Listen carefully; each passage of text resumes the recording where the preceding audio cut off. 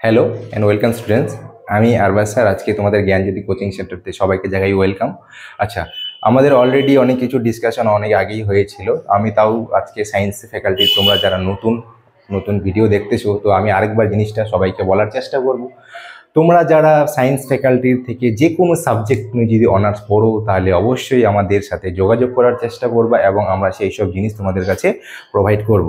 এবার science related যত কিছু সাবজেক্ট হয়, যেমন হচ্ছে mathematics, physics, chemistry, biology etcetera etcetera, অনেক সাবজেক্ট হয়। যারা সায়েন্স নিয়ে পড়ো তারা অবশ্যই জানবা কী কী সাবজেক্ট থাকে।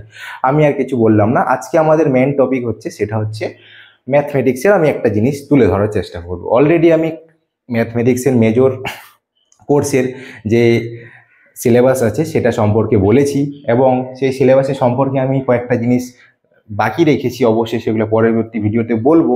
ধীরে ধীরে সব কিছু আমরা বলবো এবং প্রোভাইড করার চেষ্টা করব। আচ্ছা, এখন আমাদের মেন যেটা টার্গেট, সেটা হচ্ছে ম্যাথমেটিক্স ডিপার্টমেন্টের ম্যাথমেটিক্স যে সাবজেক্ট হয় সেটা হচ্ছে মাইনর কোর্স। মাইনর কোর্সে দেখবা তোমরা ক্লাসিক্যাল অ্যালজেব্রা আর ম্যাট্রিক্স থিওরি থাকবে। আচ্ছা, এখানে অনেকের কোশ্চেন করতে পারো যে স্যার এখানে আমাদের মেজর কোর্সেও আছে ক্লাসিক্যাল অ্যালজেব্রা আর ম্যাট্রিক্স থিওরি, মাইনর কোর্সেও ক্লাসিক্যাল অ্যালজেব্রা আর ম্যাট্রিক্স থিওরি কমন আছে। এবারে যারা মেজরে আছো, মেজরে দুইটা পেপার আছে ফার্স্ট সেমিস্টারে, কিন্তু মাইনরে একটা পেপার আছে, একটা হচ্ছে classical algebra and matrix theory.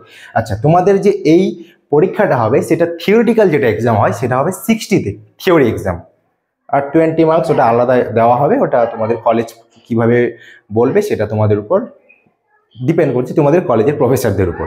আচ্ছা, এবার তোমাদের যে 60 মার্কের যে এক্সামটা হবে, এই এক্সামটা তোমাদের যে সময় দেওয়া থাকবে সেটা হচ্ছে 2 hours 30 minutes।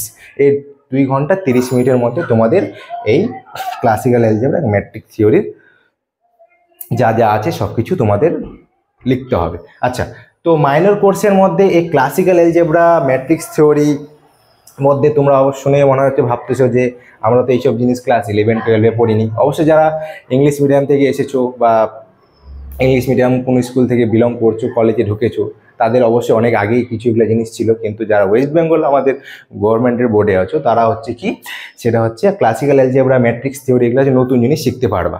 আচ্ছা, এবার ক্লাসিক্যাল অ্যালজেব্রা মানে তোমরা সবাই জানো অ্যালজেব্রার মধ্যে কী কী থাকবে, কিন্তু ক্লাসিক্যাল অ্যালজেব্রা এই যে ওয়ার্ডটা ইউজ করা হয়, এর জন্য বিভিন্ন ধরনের টপিক জিনিস থাকবে। সেই টপিকগুলো আমি ধীরে ধীরে ধীরে তোমাদের বাই ওয়ান করে একটা একটা করে জিনিস বোঝানোর চেষ্টা করব। আচ্ছা, তো ক্লাসিক্যাল যে আমি কিছু তোমাদের বলে রাখি, যেমন হচ্ছে আমাদের এলিমেন্টারি প্রপার্টি, তারপর হচ্ছে আমাদের এম জিএম এপিজিপি, এইসব জিনিস যেগুলো আছে সেগুলো জিনিস থাকবে।